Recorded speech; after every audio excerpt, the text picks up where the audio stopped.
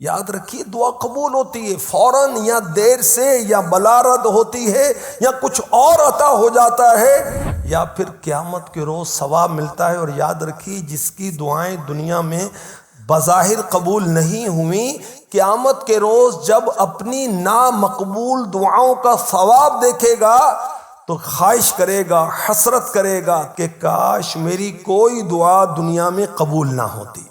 तो दुआ करने से वो रुकना नहीं चाहिए कि मैंने कब से दुआ की अल्लाह की बारगाह में, अल्लाह मुझे बेटा अता फरमा दे, अल्लाह मुझे बेटी अता फरमा दे, मेरी दुआएं कबूल नहीं होती।